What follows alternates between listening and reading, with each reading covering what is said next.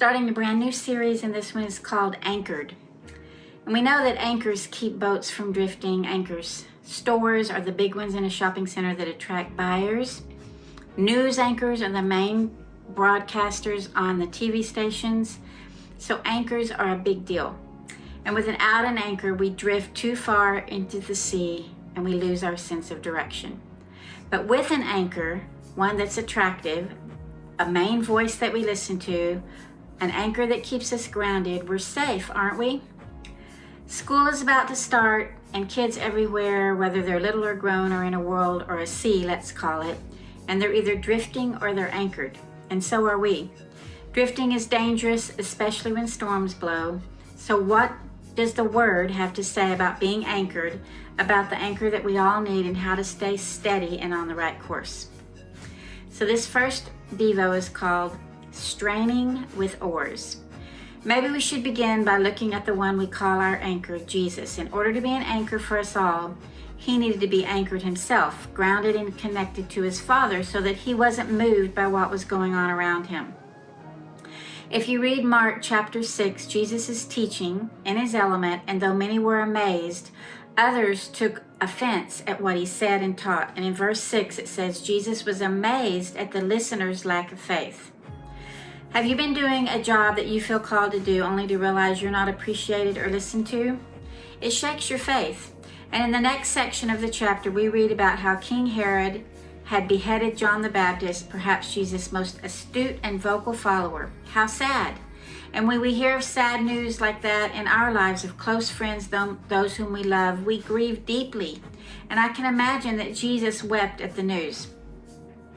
So the story moves on to the feeding of the 5,000, and Jesus, now followers, his disciples, told Jesus that the people whom Jesus was teaching were hungry and to send them away to get food.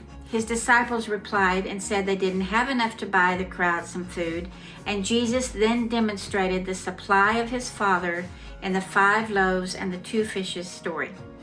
Jesus must have been so tired from teaching, and even extra tired from those closest to him and their lack of understanding. So let's stop here for a second.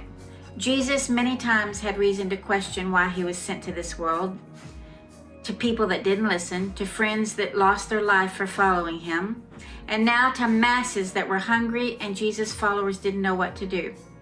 However, Jesus was anchored in the knowledge that his Father had said to come. He came and he taught. He did what he came to do. The last story in this chapter, Mark 6, is the one of the disciples out on the boat while Jesus stayed on the land, and then he began walking toward them. The disciples were, it says, straining at the oars because the wind was against them. Had they now lost their anchor? Jesus started near them on the water, and they thought he was a ghost. They feared the very one who could save them.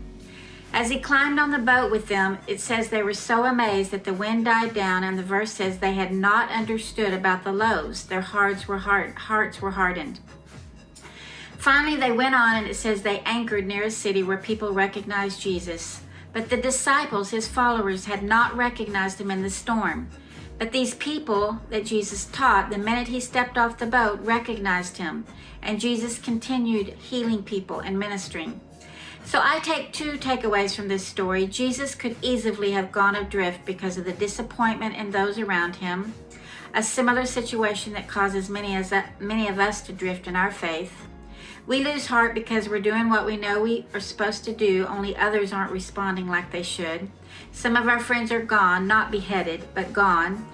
But Jesus never wavered in his compassionate heart toward the people and the knowledge of who he was. So let's look at those listening and following him.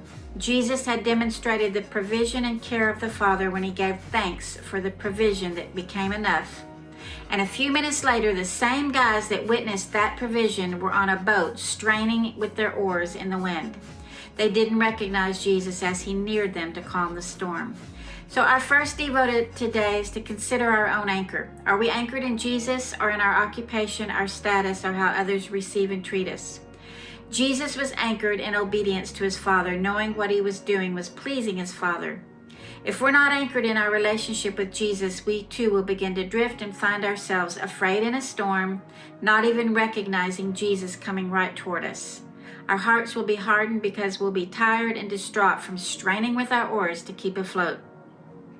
Do you know the anchor? That's first on our list as we prepare and learn about being secure in who we are in the one who was secure in who he was in the Father's love.